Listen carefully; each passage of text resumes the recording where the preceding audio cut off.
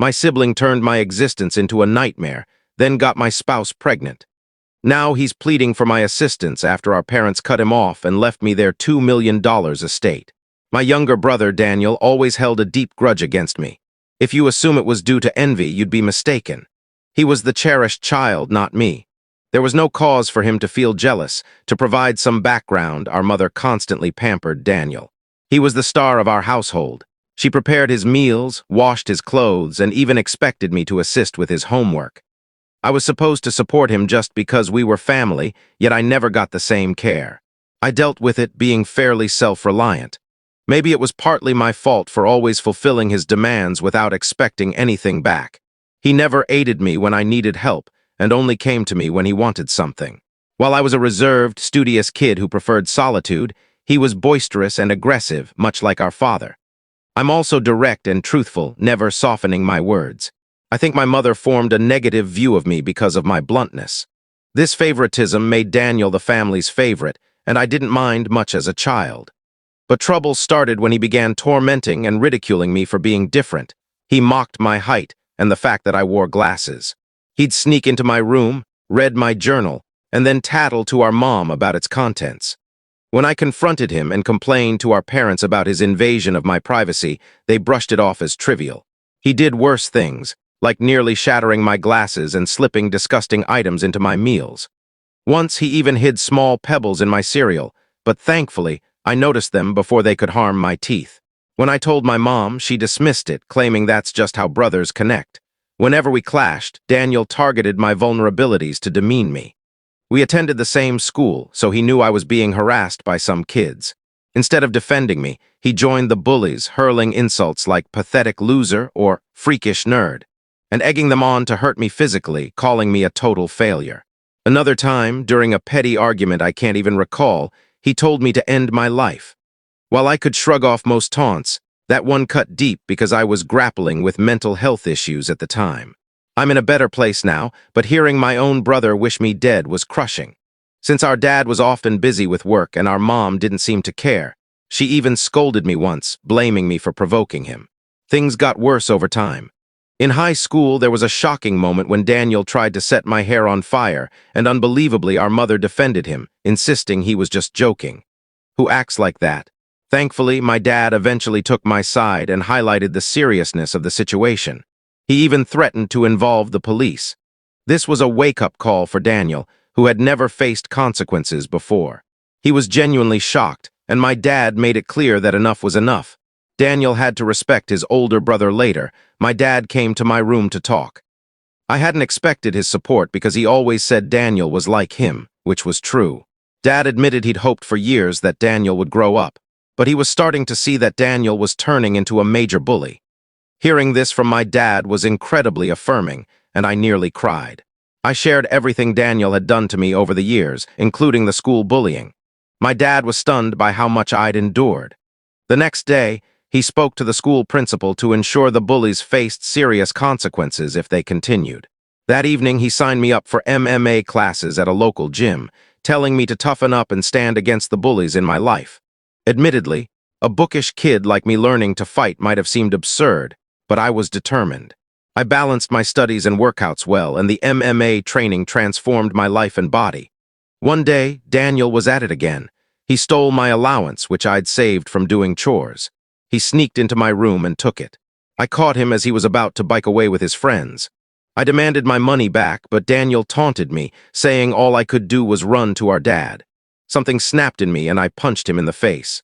He was shocked, fell back, and I grabbed my money from his pocket before pushing him down again. Daniel started bawling, which was almost funny. Our mother rushed out to help him and find out what happened. When she learned I'd hit him, she was stunned and scolded me, saying I should be a better example for Daniel, who seemed to relish seeing me reprimanded. She also complained to my dad about my actions, insisting I needed to be reined in. My dad sternly asked us both to explain. I told him how Daniel stole the money I'd earned and saved, while Daniel claimed he needed it for a date and that I should help him as his brother. But my dad told Daniel he was lucky I only hit him for stealing, as anyone else might have called the police. He stressed that Daniel had no right to take what wasn't his. Daniel threw a fit, likely hoping our mom would back him, but Dad stayed firm.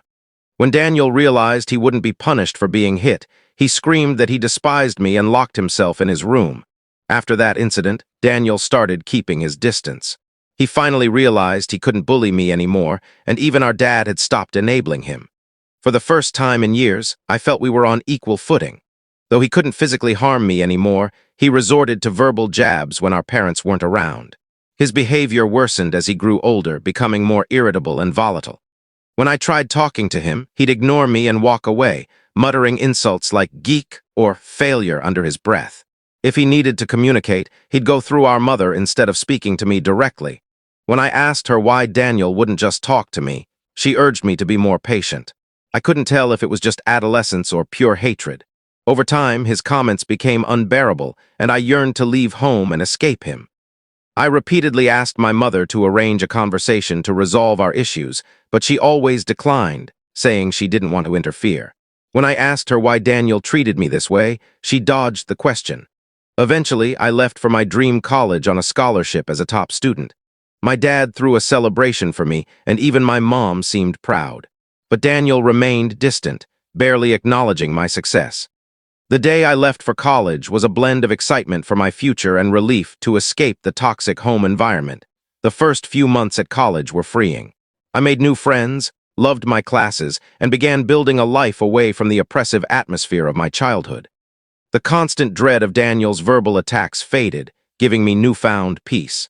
In my second year, I met my wife, Sarah, at a party through a friend, and we instantly connected. Coming from a traditional background, having children out of wedlock was frowned upon. But when we learned she was pregnant in our final year, we decided to marry after graduation. Our wedding was a small but happy event. Our parents were thrilled, and we cherished the moment. At that time, I believed Sarah was my soulmate. I always pictured a committed, exclusive relationship. One woman to share my life with. Despite interest from other women over the years, I never pursued anything because I was truly happy in my marriage. Sarah was my ideal partner, and I never wanted to hurt her. But I later discovered 2 instances of her cheating. One was a prolonged affair with a married colleague that lasted years, and the other was a short fling with an ex during a family visit. Some might say I was naive, and in hindsight, I can't fully disagree. Each time we separated briefly, I chose to forgive her. I didn't want to raise our child in a fractured home and believed we could overcome these challenges. The affair with her colleague happened when we were young, and I chalked it up to youthful errors. For a while, things seemed to improve. Though I could never fully trust her again, I tried to move past my doubts, knowing that forgiveness meant working toward a fresh start. It's been 4 years since her second betrayal, and I felt confident in my choice to give her another chance. Sarah seemed transformed, and we were genuinely content, planning our family's future. But 3 months ago, my world crumbled again when she admitted to a long-term affair and suggested our son might not be mine. Her words hit me like a freight train. Shock, betrayal, and disbelief overwhelmed me. I struggled to grasp the magnitude of her confession. In a haze, I asked why she kept such a massive secret and how she could do something so devastating. Her response was cold and detached, as if she were unaffected by the pain she caused. Her vague answers left me with more questions. It was a surreal, agonizing moment, facing the shattered trust and uncertainty about my family. I pressed Sarah for the truth, feeling I deserved to know the father of the child I'd raised from birth. Finally, she admitted it was Daniel. My jaw dropped as I asked what she meant. She explained that she and Daniel became friends when I introduced her to my family, and she stayed with us from Thanksgiving to New Year's. Daniel, usually cold toward me, was warm and courteous to her, which pleased me because I wanted Sarah to feel welcome.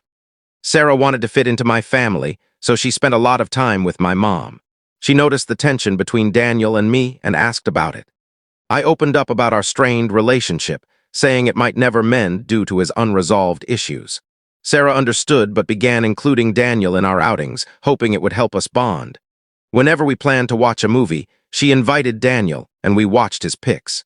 During this time, Daniel and I exchanged a few words, which was better than his usual silence.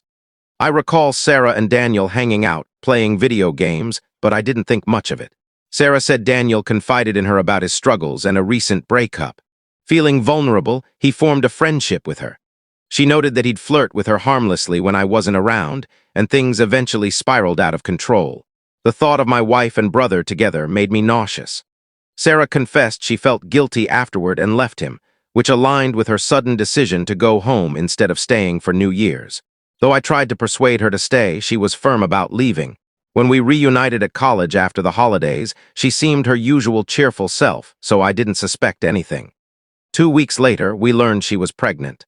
Sarah admitted she wasn't sure if the child was mine or Daniel's, and with no way to confirm, she chose to stay with me, knowing I was the more reliable brother. That's why we married. My world felt like it was collapsing. The son I adored might not be mine. I asked Sarah if she'd been with Daniel recently, and she nodded slowly. She revealed they'd always kept in touch because their connection was undeniable. They'd sneak off to hotels, lying to me about working late. She admitted that half her business trips were romantic escapes with him. I asked why she married me if she wanted my brother, and Sarah said she didn't want to be the one to end our marriage. She saw me as a great father to our son and chose to stay. She said she made a mistake and didn't know how to stop. I told Sarah I appreciated her honesty, but that I was leaving. She cried, begging for forgiveness, expecting me to yell. Instead, I calmly packed my things. Sarah insisted that if I loved her, I should fight for her, saying mistakes happen in every marriage. When she saw I wouldn't budge, she switched tactics, warning that our son would suffer from a divorce and that kids shouldn't grow up in broken homes. I reminded her I might not be the father, which made her cry harder and call me heartless. It seemed she believed nothing could make me leave. Perhaps it was partly my fault for overlooking things before. Though I loved her, it felt more tied to believing we had a son together and our history since college. Sarah kept insisting it wasn't too late to fix things, but I couldn't trust her words and had no patience left. Trust was a huge issue, and her promises felt empty. Even if I forgave her, I could never forget she was with my brother. I believe in forgiving mistakes because we're all human, but this was beyond acceptable. I left her crying at the door and checked into a hotel. The next day, I went to my parents and told them everything about Sarah's affair with Daniel, detailing how they'd been secretly together for years. Their shock was palpable. True to form, my mother initially tried to defend Daniel, insisting her son could never betray his brother like that. Determined to reveal the truth, I asked my parents to stay silent while I called Daniel in their presence. I told them to remain quiet so I could catch him off guard, making him think it was a private call. When Daniel answered, I confronted him about the affair. He denied it at first, refusing to take any blame. But when I said Sarah had confessed everything, he turned on her, calling her untrustworthy. He claimed it wasn't his fault if women were drawn to him, and that he was the more attractive brother. I told him I'd expose him to everyone.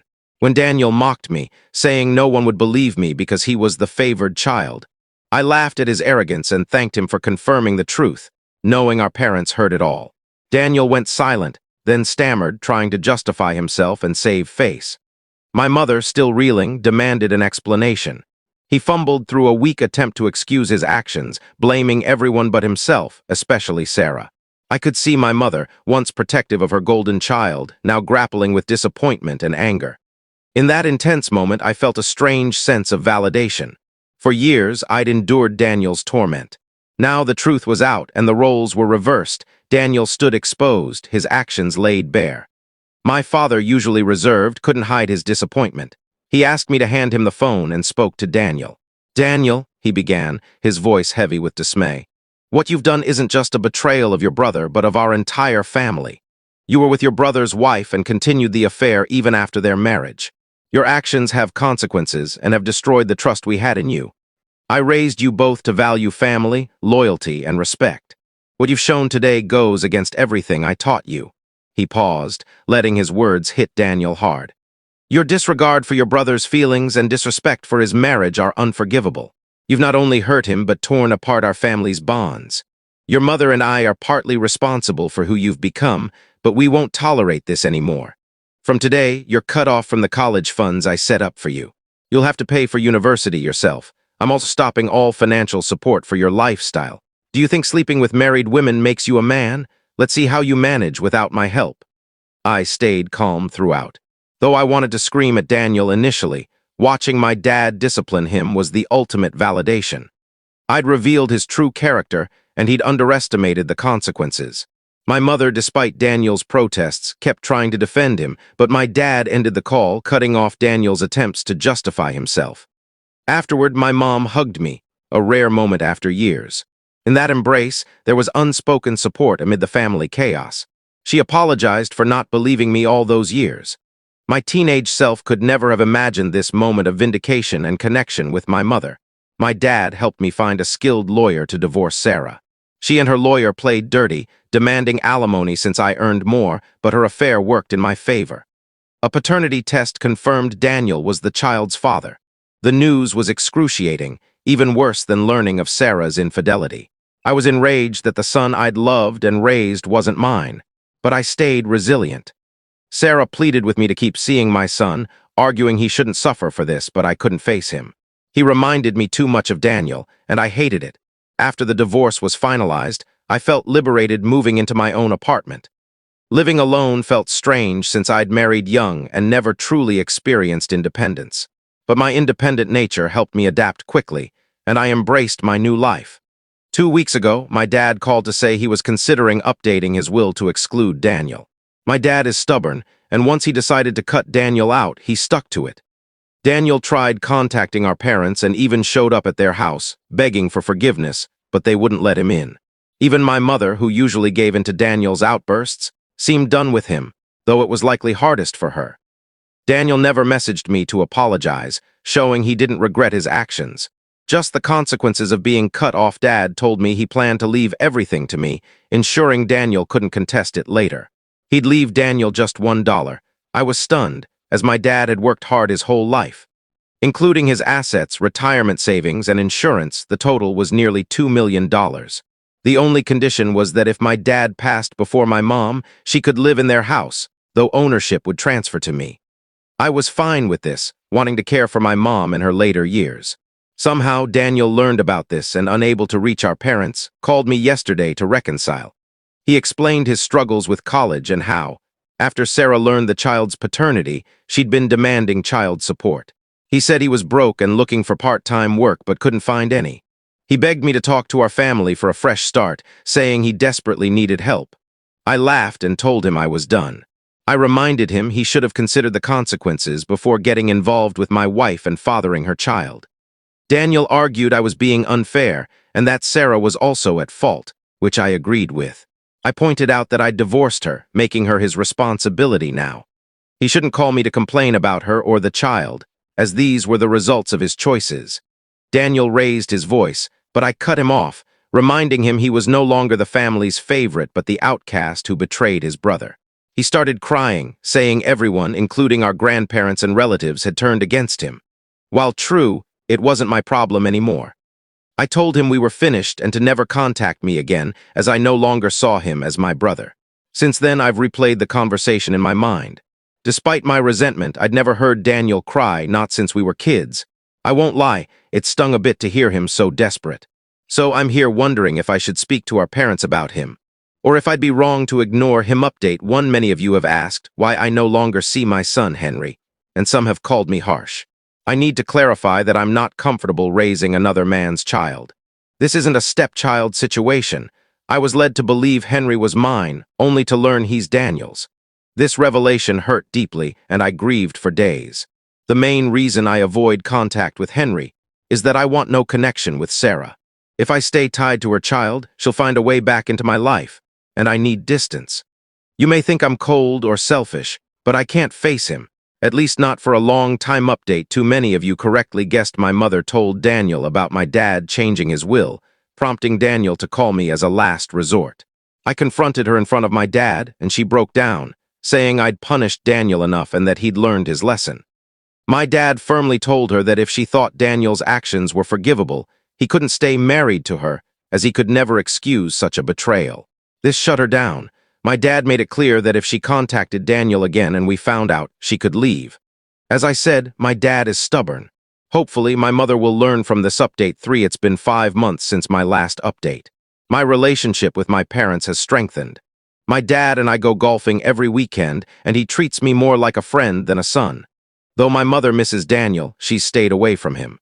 I last heard about Daniel from my cousin, who said he'd been asking everyone for money and had to drop out of college due to unpaid fees. He and Sarah are living together, and he's working part-time as a mechanic. They're raising Henry together, which is probably for the best. I don't discuss Daniel with my parents, and they don't mention him either. For those asking, I'm doing well. I got a promotion at work 2 months ago, so my salary has increased significantly. I'm not dating as I need time to heal. I've started therapy and I'm hopeful about the progress. Thank you for reading. If you enjoyed this, please follow for more real-life stories.